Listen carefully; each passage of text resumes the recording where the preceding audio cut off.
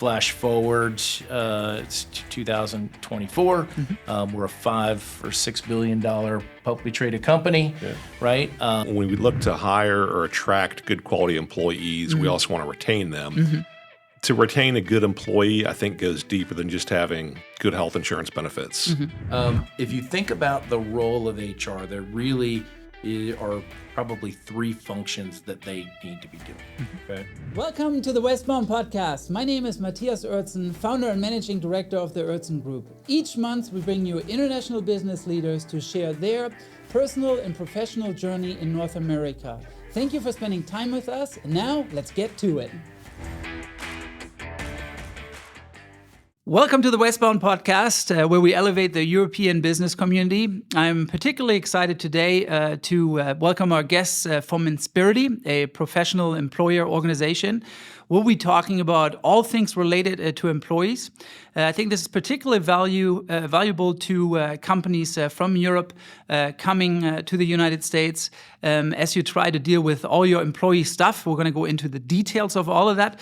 And on that note, I'd like to welcome Mike and Rob. Thank you so much for coming. Thanks. Thanks for having us. Yeah, thank you, man. Yeah, absolutely. We just had a wonderful lunch at an Italian restaurant, chatting about your Germany visit, Rob. Yeah, we're planning on taking our family over to the Bavarian area this summer. So thanks for all your tips. It's been really helpful. I'm got from 2 pages of tips. I'm from the north, so for all the people from the actual Munich area, don't judge me if I left out any good areas. But yeah, I just got back from a Germany trip myself, and I hope you have wonderful weather. You might be there doing the European Cup as well, the soccer tournament. So hope you have a great time. But yeah, anyways, let's get started a little bit with you individually. Just a little bit about who you are, maybe where you grew up. How professionally you got into working for Insperity, and then diving into Insperity itself and how it might help our listeners. Rob, Mike, who wants to start? Fantastic, yeah. Yeah. Well, thank you, Matt, for having us. Sure. Mike Breen with Insperity, actually from Orlando, Florida, but I've been here in Atlanta since 1993, so 31-year mark coming up here in June. And actually came up here right out of college. I had a job, secured a job when I graduated in the employee benefits field, which is really where I've spent the past 30 years, whether it be group health insurance plans, corporate retirement plans, things like that. And the opportunity with Insperity opened up about 4 years ago. So I thought it was a good fit based off of my background and my skill set. So been a great experience. Yeah, excellent. Yeah, I think you've been our account manager, and we've gotten to know you over the past years. And then originally through a colleague, we got introduced. So and then got to know Robert also through some clients of ours. So yeah, awesome. Thanks so much. Yeah. So, I'm Robert Haag. I've been with Insperity for, I guess, going on 16 years, and I'm glad to be here. One of the things that Mike and I both focus in on is in helping the U.S. arms of European companies to help them do business here in the U.S., right? We also have law firms and, like blue-collar companies and that sort of thing. But I think that's a real niche that I guess we're well-versed in. And so I'm excited to be able to share that with the wisdom that we've had over the years with your listeners and viewers. Yeah, absolutely. Are you originally from the Atlanta area? Or? Yeah. So I grew up here since I was 2.5. Went to school right down the street from Wheeler, where you're Wheeler or Walton. Yeah, I'm in East Cobb. Yeah, East Cobb. Pope, actually. Pope. Yeah, that's right. Yeah. So I grew up in East Cobb, right down the street from you. Yeah. Had a lot of friends that went to Pope, your high school, and have just always stayed in the Atlanta area. Went to the University of Georgia. Yeah. Met my wife, had 3 kids. I always say that I'm going to leave, and yet I am still here. Yeah. I guess I will. Maybe I'll die here. Who knows? Yeah. Well, it's all the while it's become the 6th largest city in the United States. I just learned. I do believe we passed Baltimore and Washington D.C. area. So I think we can, as Atlantans, all attest to that with the traffic and real estate prices. That's right. Yeah. Well, great. Let's talk a little bit, and you're absolutely right, like what you just mentioned. I think the way we actually got into discussions about doing this podcast together is that I had a discussion with a client of mine out of Tennessee, and we talked a little bit about PEOs, and then he mentioned, I believe, your name, Rob. And I was like, well, what a great idea.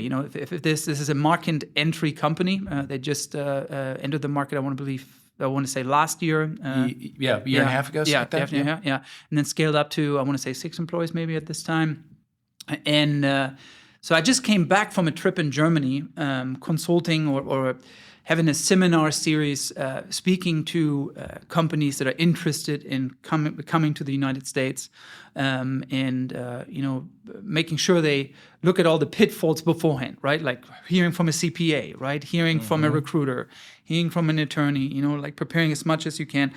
And I do believe that the subject PEO is a very, very important cog in the wheel, so to say, and that's why we're interested I'm interested in talking to you and bringing this to our listeners. So maybe we could take a bird's eye view and talk a little bit about PEOs. Like, where do they come from? What are they? What does PEO stand for? Yeah. Either one of you. It might be useful before we talk about that to kind of talk about where we came from and sort of where we are and what role we're playing out in the marketplace. Great. Would that be helpful? Absolutely. So we started off in, Mike, 86? 1986, Insperity. With 2 guys sharing a phone, and they were serial entrepreneurs, and they were looking at starting a new business and kind of wrote down a list of all the things they liked about having a business and all the things that they didn't like about having a business. And this list of things that they didn't like seemed to revolve all around sort of compliance and transactional pieces around having employees. And then I don't know which one of them said it, but it was like, we should come up with a business that just handles this for other business owners, right? Flash forward, it's 2024. We're a $5 or $6 billion publicly traded company, right? And that whole time, all we've done is help small and medium-sized business owners with all the stuff related to having employees and being an employer. And I know that's a big nut to crack, but that's what we're going to get into today. We're going to try anyways. We're going to run out of time, but we'll try. Right. Okay.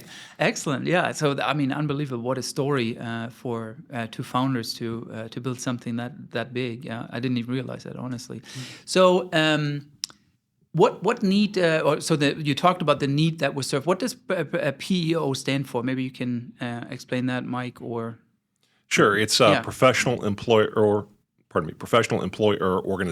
Okay, that's what it stands for. Right, and really, people talk about PEOs. Some people also refer to it as co-employment. So, we partner with business owners. We're not taking over their employees. We are partnering with them, again, as Rob mentioned, to really deal with the administrative minutia that goes with operating a business. And that's really what we're trying to do is eliminate barriers and obstacles to business owners' time and effort so they can focus on their own business and growing revenues and profitability. Okay.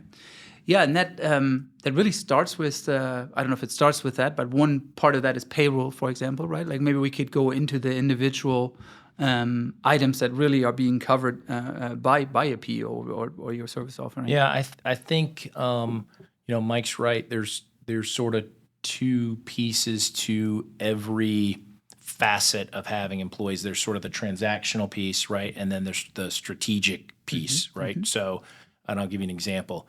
The difference between onboarding an employee and indoctrinating, or I don't know if that's the right word, like getting them to really embrace the culture and to have that imbued in them. And so, I think probably at the beginning of our conversation, why don't we focus on some of the transactional stuff? Because I think a lot of times when a company is coming over here and they've got 1, 2, 5, 10 employees, that's really where their focus is let's just get the transactional, let's get the basics covered first, and then we can start thinking about things strategically as we grow to be 50, 100, 150 employees. I think that's perfect. You're absolutely right. I think that's, at first, you're going to take your business over as a company. We just signed up a big client. We talked over it over lunch, right? You are going to replace your own organization, or no, the other way around. You replace a distributor with your own organization. You're going to take over the sales,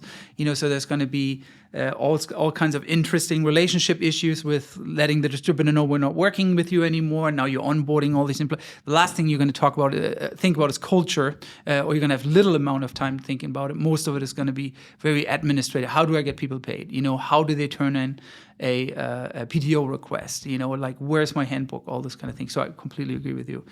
Yeah, on that administrative side, maybe we can kind of talk about those. I'll leave it to you guys. We get a call a lot of times before they've hired their first person, right? Kind of ideal, actually, right? So, yeah, that is ideal, right?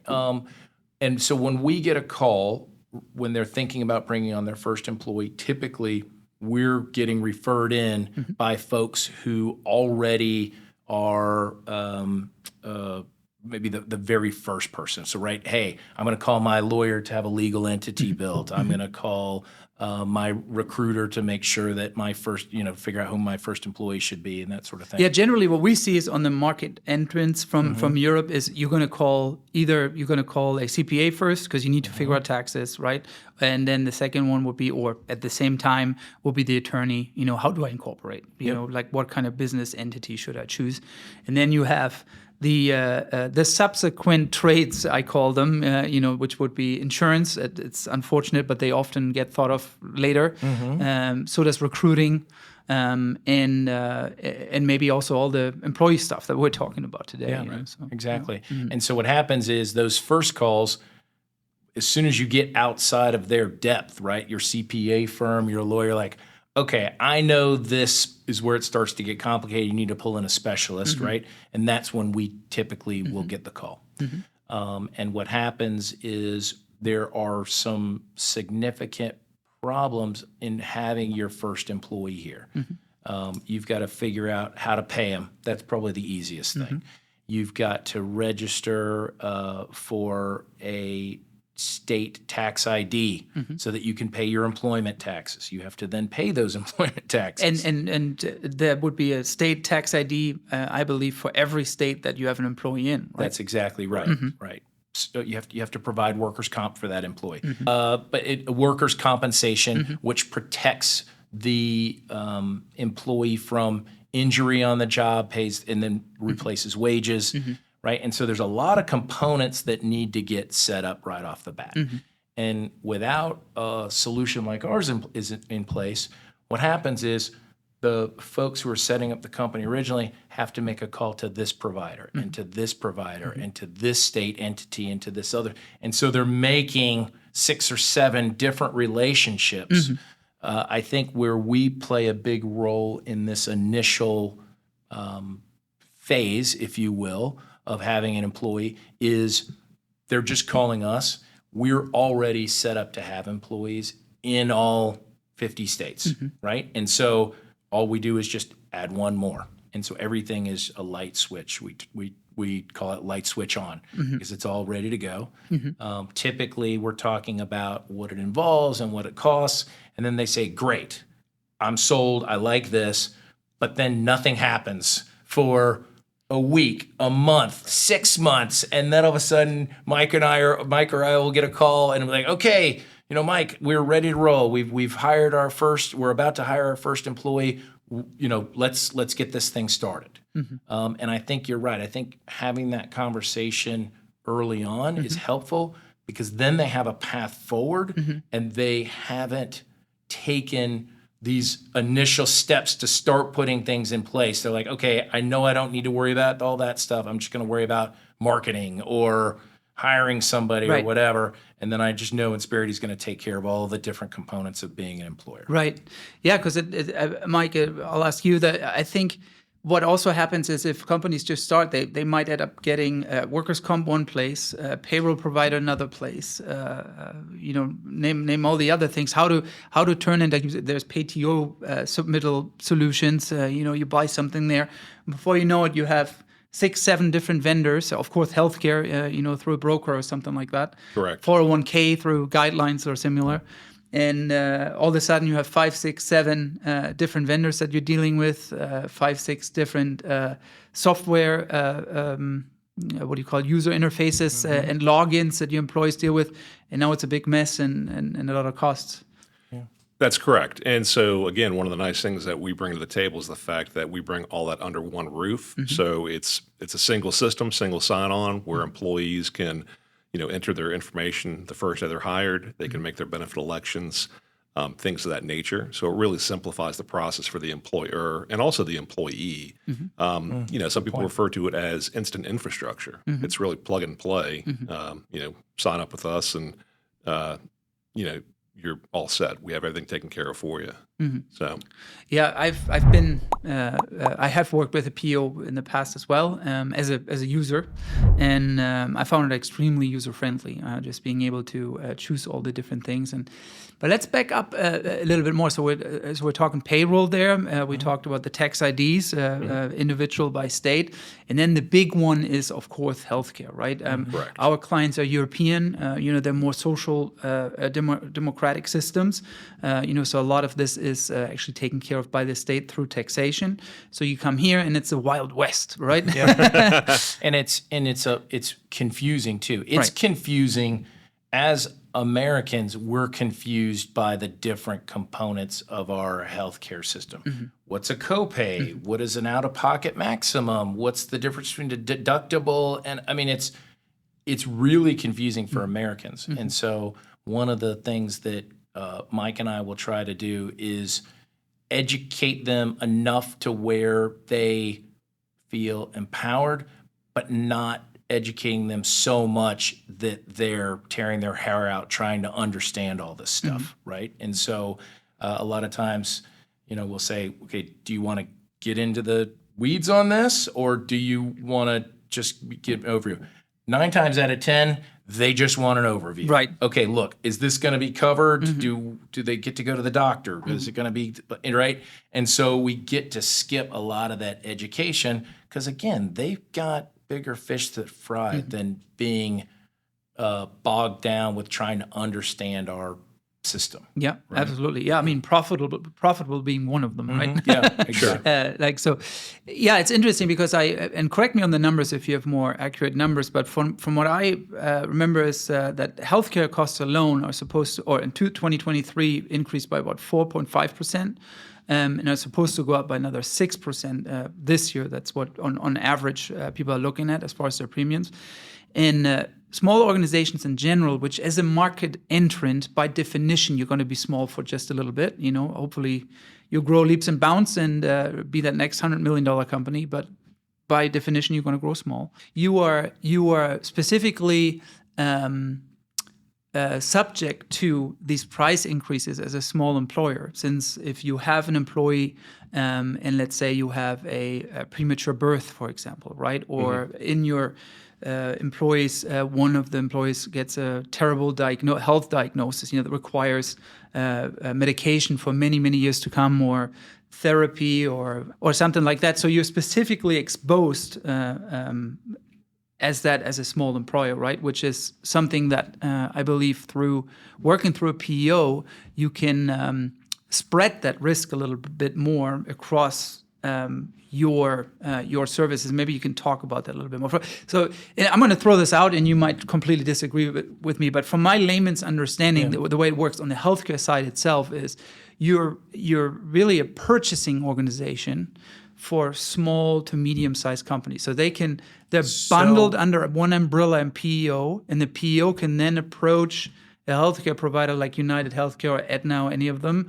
And because you are presenting a bundled group of people, you can achieve to get better pricing for the individual members. Is that unfair or wrong? There are just under 700 companies in the country that call themselves a PEO. Okay, we're just one of them, happen to be one of the largest. Of that, there's another subset, almost 70 of them, so just under 10%, are certified by the Internal Revenue Service, the IRS, a big solution, or a big government organization here in the United States. Yeah, those are the tax authorities. The tax authorities for the United States. So, right, so we're one of many, okay? And every PEO handles things a little bit differently, and they all revolve around risk, okay? Now, that sets the stage for the conversation that you and I were just talking about with regards to the risk around benefits. Okay, so there are a couple of problems that a small company has, and we'll talk about a large company in just a minute, but we're still focused now on the folks that are entering the market. So a couple of problems that they're going to face is, one, you can't have a group, you can't provide benefits until you have at least 2 people. Okay? Then, once you have 2 people, you typically, if you're working through traditional employment, you then have to find a broker, and no broker wants to take that on. If you were 30, 50 employees, they would be happy to, but no broker wants a 2-person group. Okay? And then the other piece of that, which you alluded to earlier, is buying power, right? So I'm purchasing for 2 people. The carriers, who are the ones who are providing the insurance, they don't want a 2-person group. And the carriers, it would be United, Aetna, Blue Cross Blue Shield, the big names. Correct. You would have on a proposal from a broker when they submit it to you. Exactly. Right. So the broker doesn't want to work with you. The carrier doesn't want to work with you because you're too small, you're not worth their time. And so you're getting really the worst rates possible. Okay? Yeah. Then you add on the risk. What happens if something goes wrong? Right?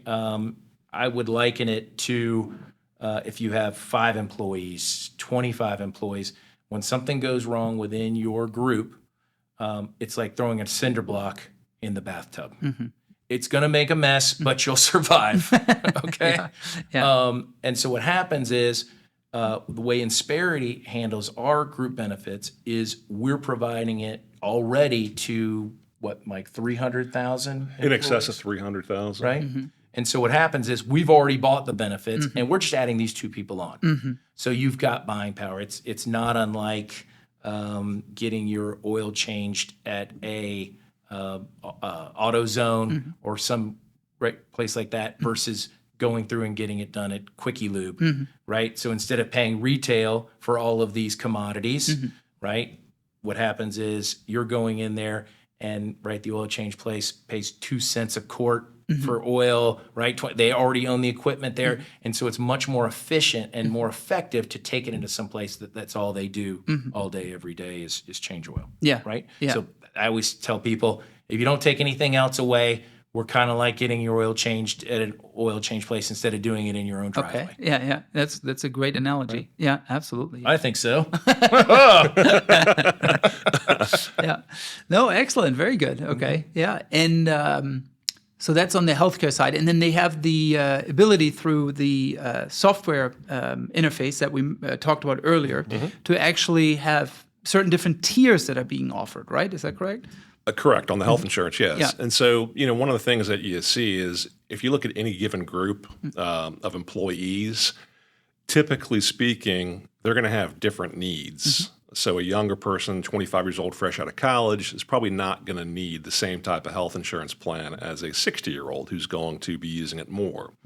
One of the problems with the group health insurance market in the past has been most employers have been stuck providing one plan, a one-size-fits-all. And so you kind of miss the mark as an employer if you're offering, a plan that's got a low deductible geared toward an older person, because that's really going to drive up the cost for the young people that don't need that rich of a package.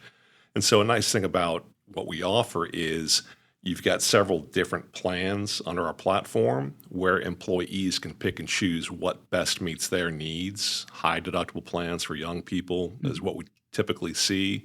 An older person's going to have a low deductible plan with, a very high reimbursement percentage, so that they can use the plan as they need, which they're going to do. And when you try to manage that yourself outside of a PEO relationship, it's very difficult to go out and try to find the coverage to begin with, and then still, go through the renewal process year after year. So it can be a very difficult proposition, which is a problem that we eliminate. Yeah, excellent. So you have buying power, that's what you alluded to. And then you have individual choice for your employees being able to choose different plans that fit their life situation best. Correct. Fantastic. And that all neatly wrapped up in a nice user interface that you can log into by employee. I'm assuming every employee has their own login that they can then use. Okay. That's right. Yeah. Absolutely.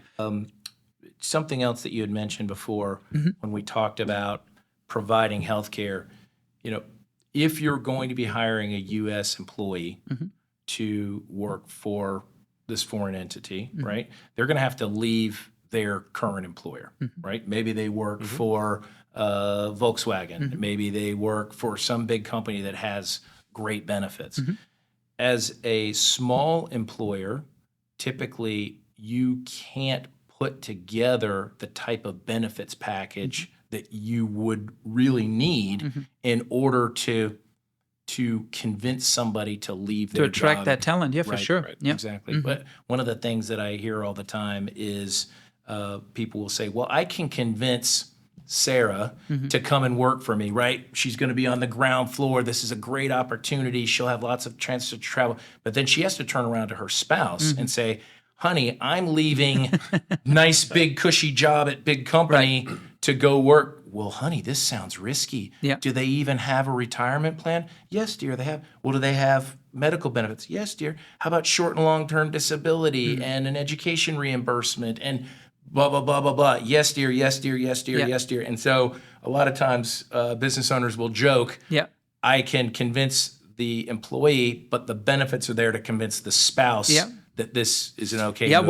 What if hypothetical Sarah's spouse has some kind of prescription medication that they need, and you're not going to be able to offer that because you haven't thought about that program? So absolutely, I can totally see that. I mean, very often when we are in a offer letter phase with the candidate, the spouse comes into play as far as, it's always about the overall package. What if I were to have my spouse insured? What if I have a child insured? And these are all different cost tiers, obviously, Yeah. Very good point, yeah. Okay. So to be able to offer benefits that employees are used to from larger companies, thousands of employees, to be able to bring that down to the small plan marketplace, to 5 employees, 10 employees, et cetera, that's a huge advantage. And it's not just bringing that benefit down to them initially, it's also the ability to go ahead and contain costs over the longer term. So having that bigger pool of employees to spread the administrative costs over, to be able to offer a plan that doesn't have any brokers or brokerage commissions involved, those are all huge advantages. To your point earlier, as far as the cost increases on group health insurance, when you said 4.5% to 5%, I would venture a guess that may just be the medical inflation trend rate alone. That's right. Without taking into account actual utilization. Okay. 5% rate increases in this market are actually considered good. We're seeing small companies get hit with 20, 25, 30% rate increases in plans outside of Insperity. So again, to be able to contain those costs over the long term is a huge advantage. Yeah, absolutely. And that's the thing that specifically our European clients, it's just absolutely, it just hits them completely out of left field. They've never seen anything like this, and so that's why it's good to talk about that. So this is an interesting segue, because up until now we've been talking about the value that Insperity brings to the table for the startup, right? The U.S. startup. But that particular piece of this, the cost containment on healthcare, that's not even in their realm. It's like, do I have healthcare or do I not? Right? But once you've been here 2 years, 5 years, 10 years, right? Then what we're seeing is that cost containment on healthcare goes from being way below, not even their biggest thought, to being their biggest thought. So way below and being the last thing they're thinking about. Now this is for established companies that are outside of Insperity. It becomes a real profit and loss statement item. It is huge, because there is nothing else in their business that's increasing that fast as their healthcare costs. And so while, like I said at the beginning, we're helping companies with all the things related to their employees, right? The biggest driver for people who call us out of the blue are like, hey, Mike, I'm a friend of Tim's. He said that you could contain my healthcare costs. I just got clobbered, or there's some sort of impetus. And that's a very easy to understand. It's a very good question to come to us with, and then we can talk to them about helping them with B, C, D, and E on their to-do list inside their company. Yeah, that's excellent. It's very good. So, as a market entrant, good idea to start working with a PEO right away, because you'll never have to make that call having spent too much money.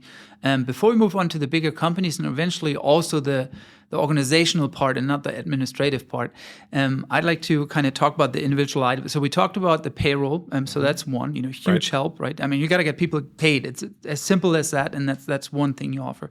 Then there's all the selection and choice out of on the healthcare side. That's great. Then there's two items that are interesting. So the 401k, that's an interesting. This betriebliche Altersvorsorge would be the German word. Can you talk about a 401k real quick? What is it? Let's very on a market entrance level. Mike's forgotten more about pension plans and retirement plans than I'll learn. So I'm going to let you take this one. So a 401k plan is a retirement savings plan that employers offer for employees to be able to participate in. Now, the old style pension plans here in America that many people were familiar with, our parents and grandparents grew up with that, those are a thing of the past for the most part because companies have eliminated those. We don't really have a national pension plan in America. We have Social Security, but that's obviously got funding challenges currently, and we don't know if that'll be around in 30 or 40 years and be able to provide a secure retirement to employees. So the 401k plan is a way for employees to save some of their own money and also for an employer to make a matching contribution if they so choose. So that employees 35, 40 years into their working career actually have a nest egg built up that they can live off of it in retirement. That's ultimately what a 401k plan is. Yeah. So in Germany we have the Rentenversicherung, which is taken through taxation. It's similar there to Social Security, and then the 401k would be similar to betriebliche Altersvorsorge. And it's the same situation in Germany. I think a lot of times our candidates, specifically German ones, that we take out of expat contracts and place into regular American contracts, and they're often surprised how good Social Security is. What's being paid out after many years of paying in doesn't necessarily have to be bad. It's not enough, I think, to sustain most people's living that they have gotten accustomed to over a long career, and that's the same in Germany. So the supplemental plans like the 401k are really a distinguishing factor for an employer to compete in the market. That's what we see. Often it's completely it's your choice if you're going to offer it or not. But your competition is going to make you because they might offer a 3% match or a 5% match. And if you don't have that match, then we get back to the spouse conversation earlier. Hey, are you getting the same match? Okay, yeah. So that'd be the. And you're probably seeing this when you're out there for candidates. It used to be that offering a retirement plan was icing on the cake. Now, I feel like it's turned into table stakes. You can't even get looked at. Absolutely. Is that That's what absolutely, you're saying too? That's absolutely right? true, yeah. I mean, I employ nine people in the Oertzen group, my organization, and we have a match. And I think it's vital to attract the right talent. So, yeah, absolutely. Yeah, I mean, we've seen all kinds of different stuff. I'd say the average is probably at 3-4%. That probably has something to do with the safe harbor provision, but that's for a different topic. Correct. But we've seen as much as 10-12% matches in large organizations. But I think that the 3 to 4%, I think you're taking that item off the table as far as a competitive factor and not losing candidates. So, the thing about 401ks is this is a government-approved plan under a law called ERISA. And I won't go into all the details about ERISA, but long story short, with most everything that the government gets involved with, there is red tape. So there's a lot of different rules. That's the same in Germany. Really? I think it's maybe around the world. Probably the same all across the globe. Yeah. So the thing about the 401k plan is that you have to follow the rules and regulations. You have to have the proper documentation in place as an employer to set up a 401k plan.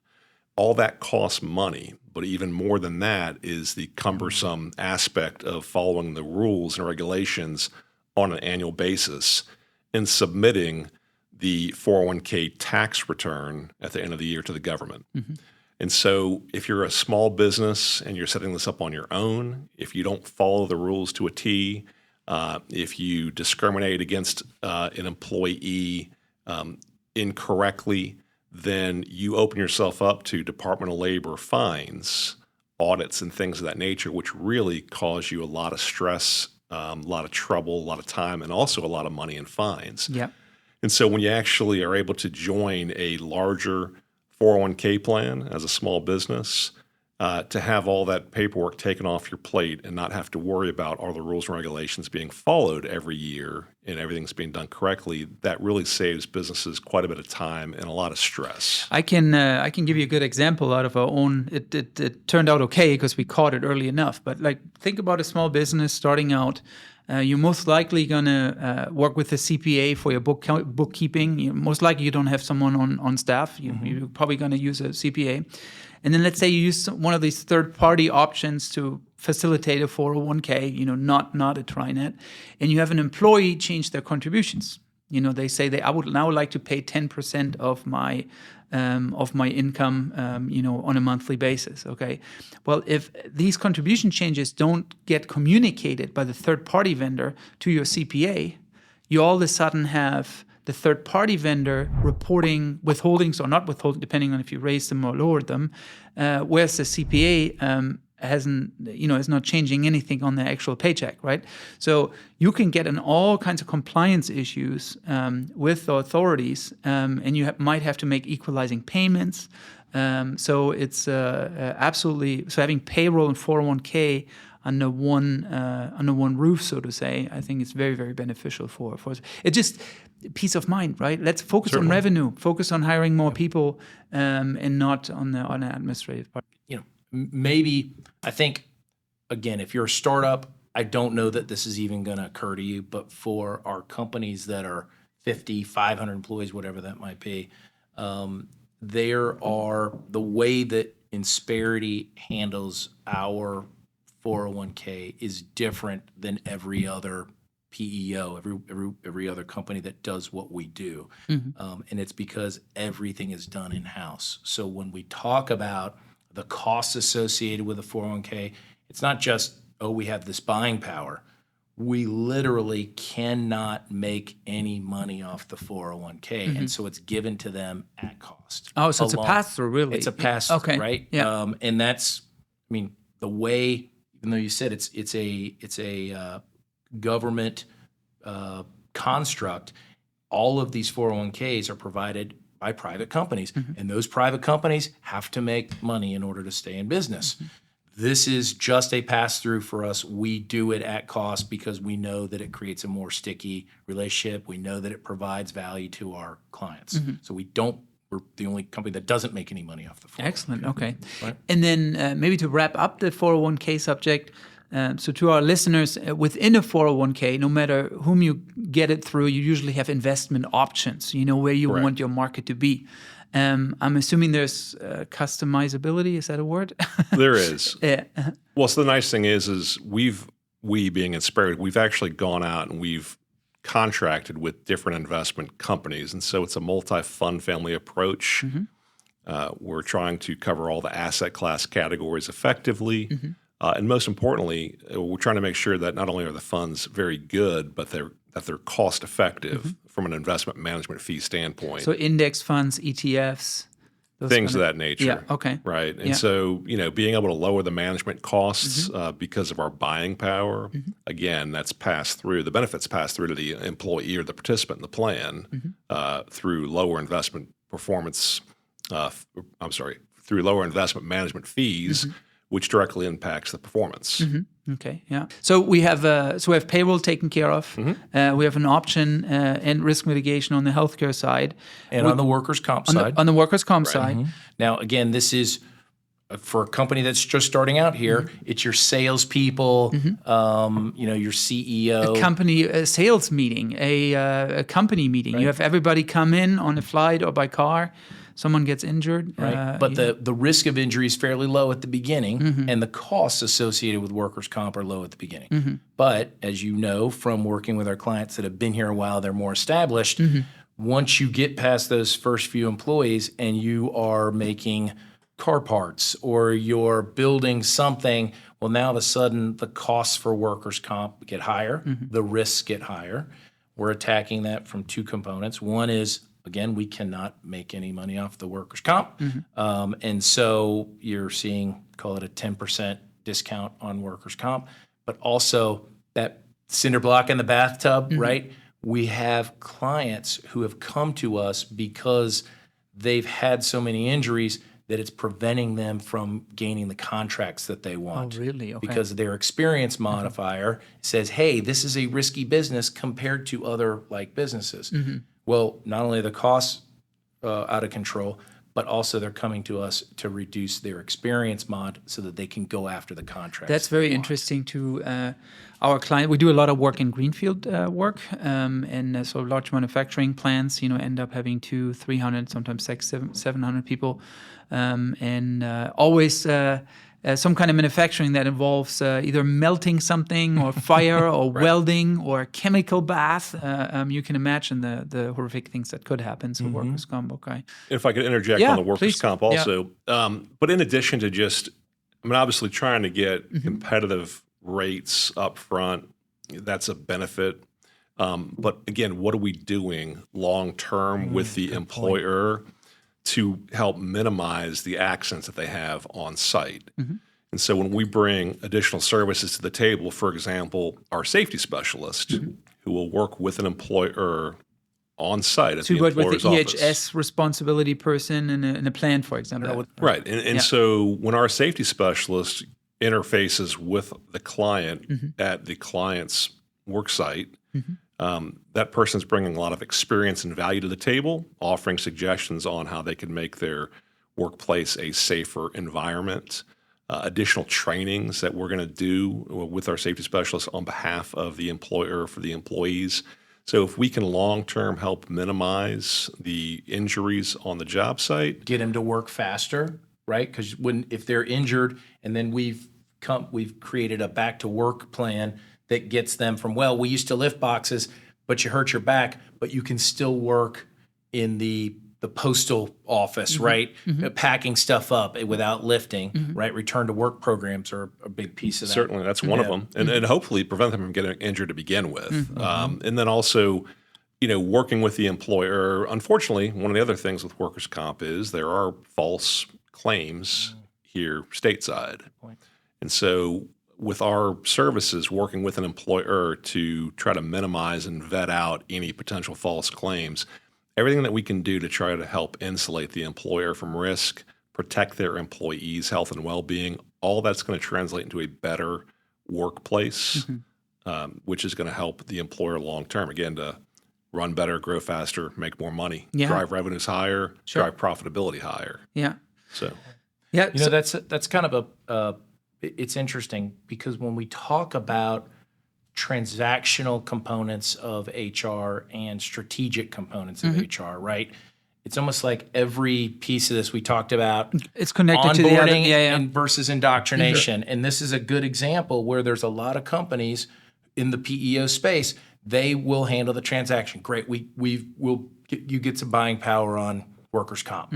But they're not then going to take over or help with the strategic component of training, safety, building walkthroughs, keeping folks safe, return to work programs. Like there is a whole list of stuff that we're doing to affect the company from a strategic standpoint, a strategic decision-making standpoint, than just, we provide workers' comp, which is a transaction. It's easy to understand, but it's not very sexy, right? Looking at the strategic components, that's the part that's really exciting because it's affecting the long-term profitability of the business. Yeah, because all these different items that we're discussing that are so vital in, I need payroll, right? I need the workers' comp, I need 401k.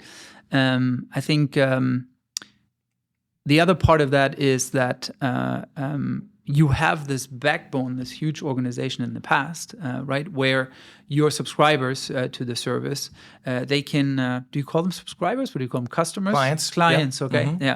Mm-hmm. You would, they could call it, I assume it's a hotline or it's a support team for the individual. There's a workers' comp team, right? There's an HR team, and can then get consulted on different, and I'm assuming you have attorneys on staff. And so give us an example of that. So for example, let's say I employ 10 people, and there's one person that I would like to, I have warned them verbally, I've warned them, in writing, but I still have a hard time making my case to getting them off the payroll, letting them go, and from what I understand, you can actually call your team and get counseled on in those situations. Yeah, this is a huge differentiator for us. We focus heavily on the quality of our people, right?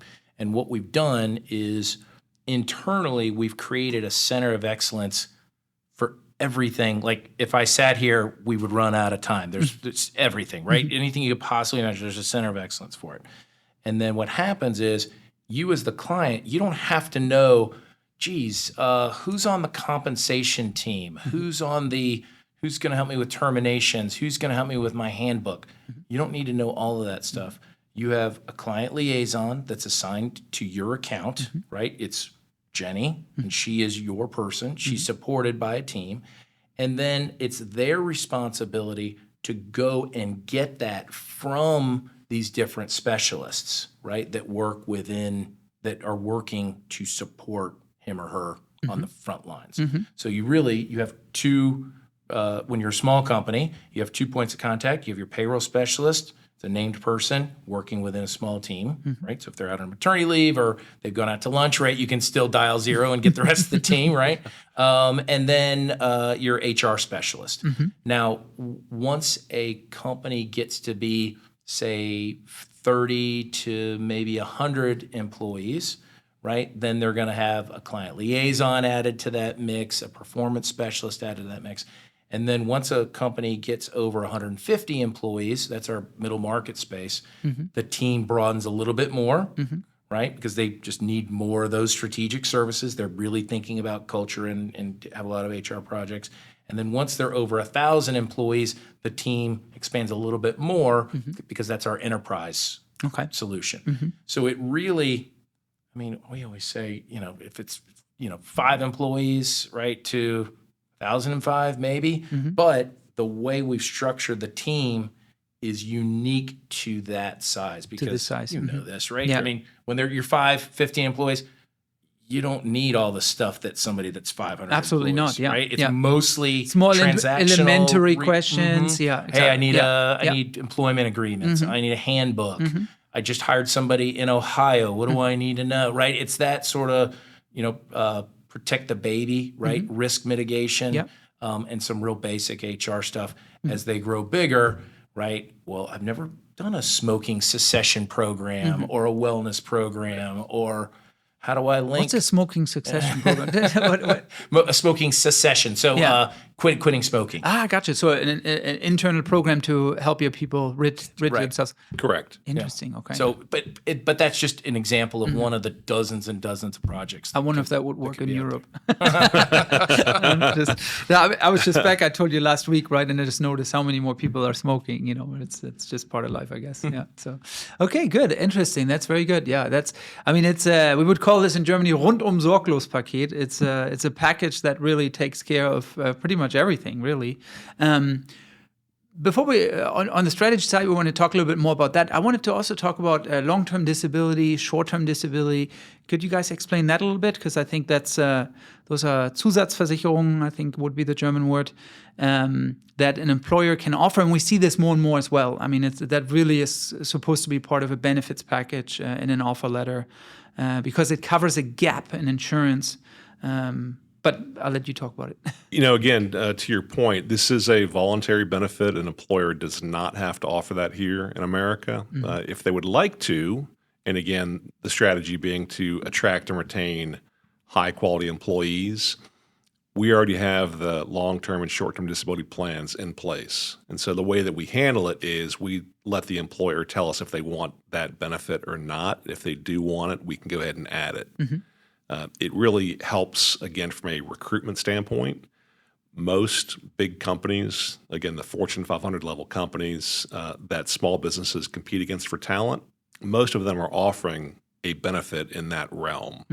And so for us to be able to bring that benefit down to the small plan marketplace is a huge advantage.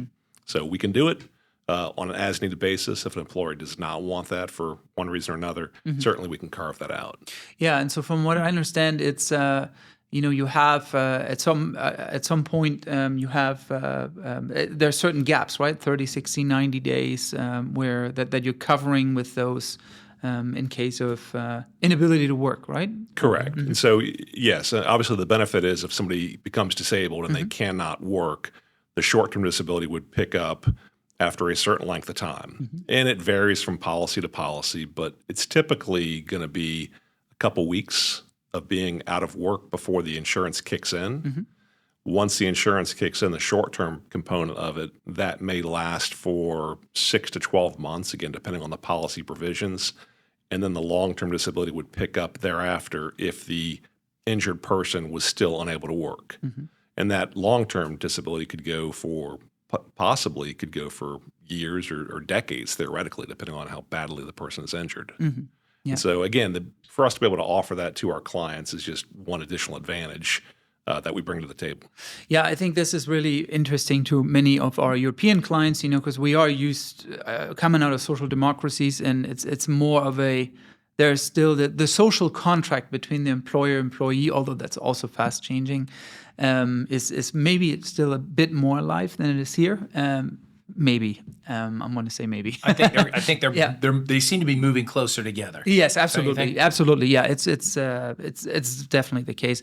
Yeah, so I think LTD and STD play a really big role in that as well, because there is no maternity leave in the United States that employer is required to. Some choose to do it. For many small employees, it's very difficult to provide this benefit because it's an extended amount of time and presents a big cost. But they can play a role in solving or helping in that gap as well, right, Mike? Potentially, yes. Yeah. Gotcha, yeah. I mean, you could have 30, 60, 90 days without getting into FMLA and all those kind of things. But there is a whole alphabet soup. Right. Yeah. All kinds of rules are different depending on your size, depending on what state you're doing business in, depending on when you're headquartered. It can be that the state doesn't have special rules, but the municipality, the city that you're based in, could have special rules. Right. And so, again, trying to navigate all of those different pieces is it's just really difficult for even a medium-sized business. Yeah. And does anybody really want to be doing that, or do you want to be leading people and developing new products and focused in on stuff that is integral to you guys making money, generating revenue? Yeah, I mean, if you think about it, so we've got all the bases covered, for you to really make sure your employees have a great benefits package and you can attract the right employees to come work for you. And then you have options like what we discussed before, where if I need a job description, instead of using ChatGPT, I can actually come to your excellence center or to your, what did you call it? It's not account manager. A center of excellence. Yeah, center of excellence, but then the person that be responsible for the HR specialist. The HR specialist. Yes, you would go to your HR specialist and say, "Hey, I think we need this." Yeah, right. That's right. In our larger engagements, when you get up to 25, 30 employees, we actually create a HR roadmap.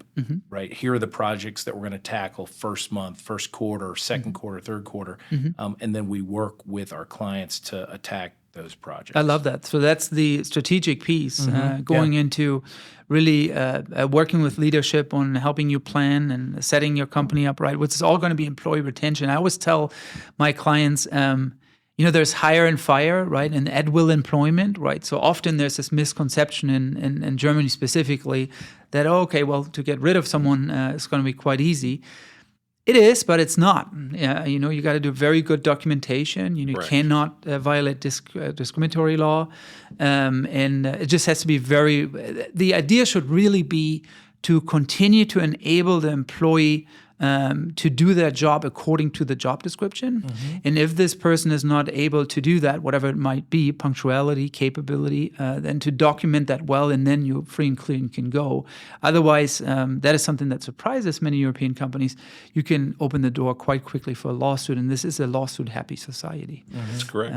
U.S. too, right? Yeah. I mean, Mike, were you and I in the meeting where the guy said, well, this is a right to work state, right? And so I can fire anybody at will. I can, and we've said, well, it's also a right to sue state. That's correct. So, That's correct. right? Yeah. And so, it goes both ways, right? Yeah, the U.S. market is a wonderful place. We just talked about it at lunch, right? So California is about the size GDP-wise of Great Britain, or the United Kingdom, I should say. And then you have, with Georgia, the state that we're all home to, it's about the size of Sweden, not Switzerland. Many Americans confuse the two. Sweden. Is there a difference? Sweden, there's a slight I didn't difference. know that. Slight difference. Yeah.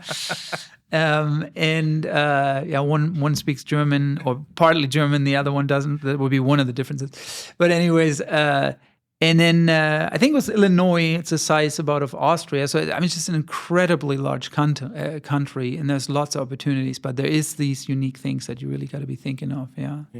Excellent. And if you think about the role of HR, right? If you think about, and I say the role of HR, the function of HR, in a small company that might just sit on the shoulders of the president, right? In a little bit larger company, it's going to be the president and maybe the controller, and in larger companies, it's the HR person and so forth. If you think about the role of HR, there really are probably three functions that they need to be doing. Okay, number one is mitigating risk, right? And those could come from two areas. One is compliance, right? Am I doing all the administrative stuff to be legal, right? Am I following all the rules? And reporting, that kind of falls in with compliance. And then the other piece of risk is, am I keeping the company from getting sued, right? So wrongful termination suits, or you didn't hire me because I'm over 50 or whatever. Okay. So of the three things, you've got risk.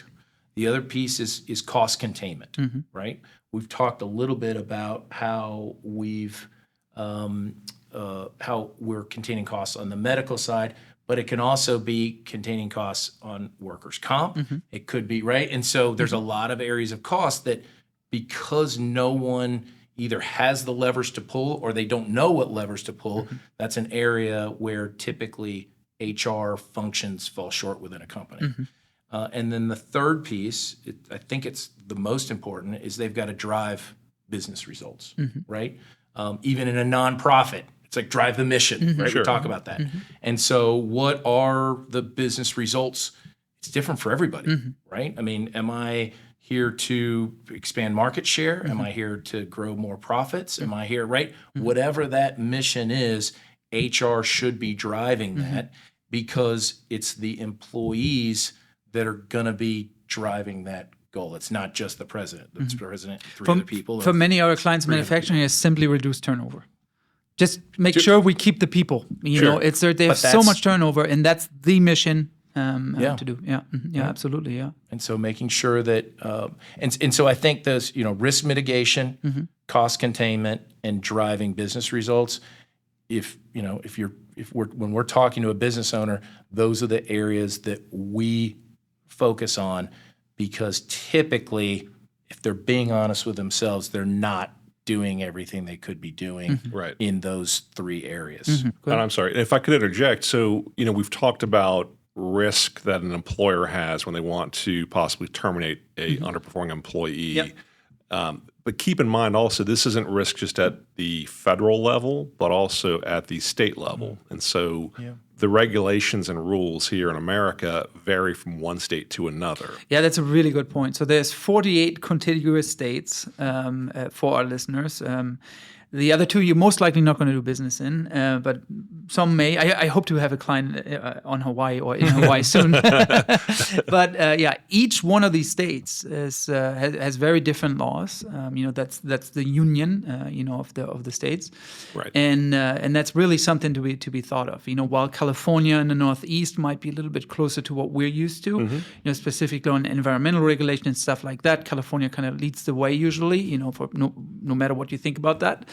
And then you have other states in the Midwest and in Georgia, or in the Southeast, I should say, in Texas, might be more on the conservative side and a little bit further away from what we're used to in Europe. So I just wanted to add that. Right. And so if you're an employer and you establish operations here in Georgia, for example, and then you expand over the next 12 months, you're going to move into Tennessee, Texas, New York, California. Each of those states has their own unique set of rules that an employer has to comply with. And as an employer, to try to find a HR director located here in Georgia that knows the laws in each of the 48 contiguous states like the back of their hand is an impossible task. Yeah, I mean, one of the laws that changed, for example, I think it was last year, you have now, in certain states, you have to post the salary range you're intending to pay for a position. And if that's not on the job description or a LinkedIn post, anywhere where you publicize this job, you're in violation of that state's law. And that's completely different. In Georgia, that's not required, from what I know. So, how you terminate an employee. I think in California now you have to pay You have to pay out their PTO. That's correct. And they have to have a check with them when they walk out the door. Correct. That's right? correct. And then there's also something with a home office allowance. I don't remember the exact amount, but it's much more employee friendly than any other state. So yeah. Right. So if you partner with a reputable PEO, national company like Insperity, again, we help mitigate these problems that you might encounter if you're trying to go it alone.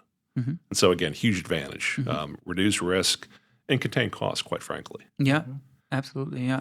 One thing I also wanted to bring up, and we're starting to get over time, but let's keep on going here for a minute.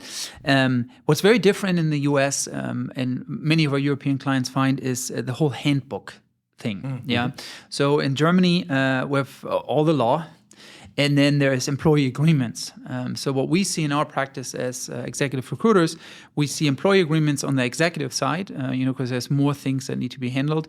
But then everybody else is usually just receives a regular offer letter, and that literally just states your name, your title, maybe how many days you're going to be off, your compensation, and that might be it. There might be a second document, which is a non-compete clause. That's a whole nother subject I don't want to open right now because there's laws that have changed there.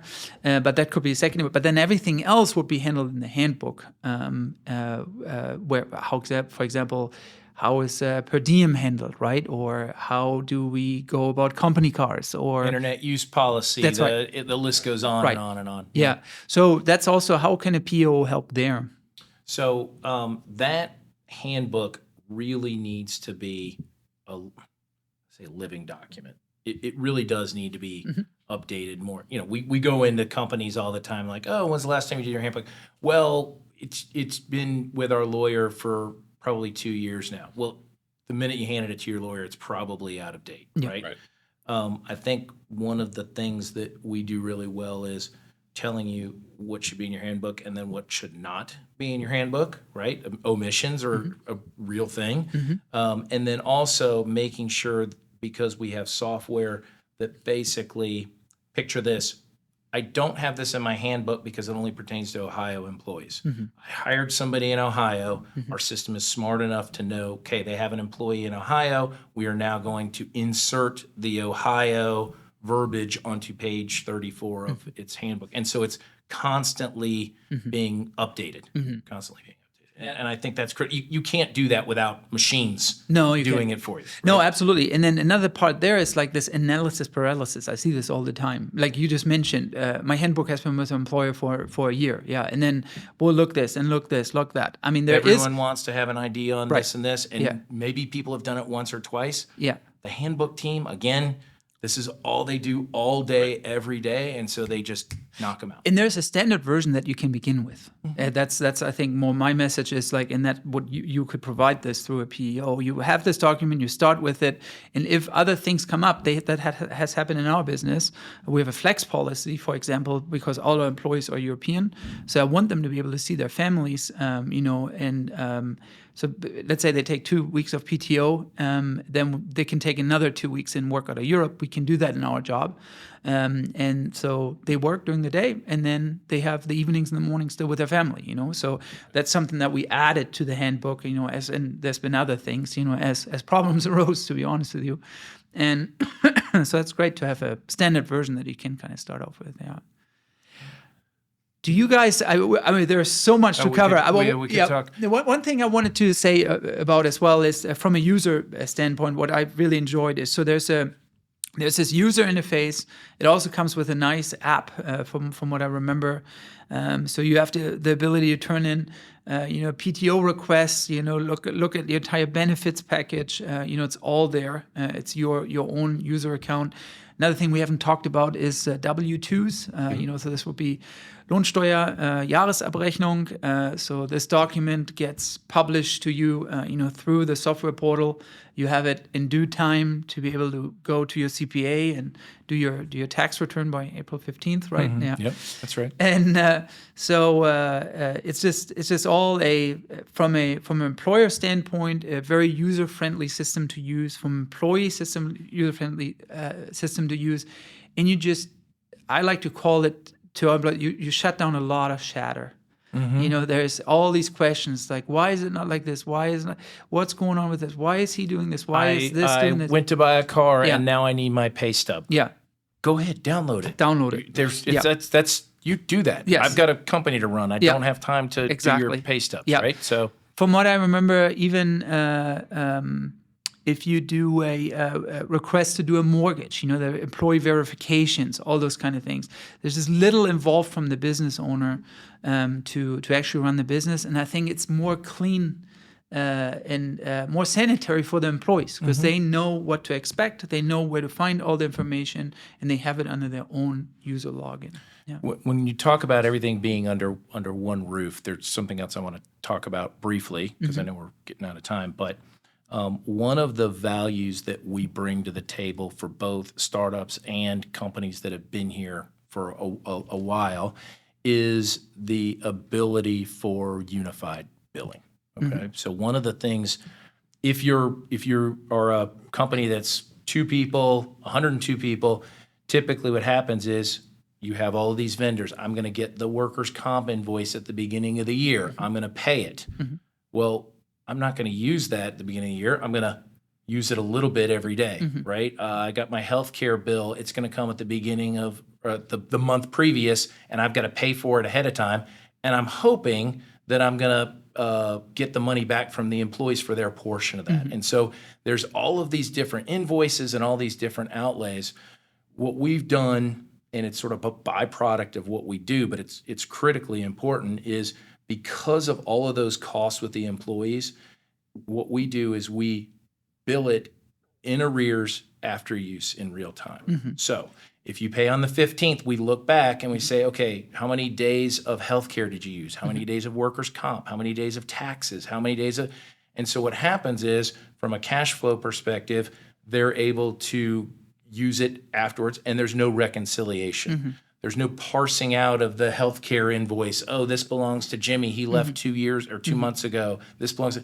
Right? And so not only are we doing that, you're getting charged for it after use, and it's never wrong, right? Because we've looked back. There's no corrections.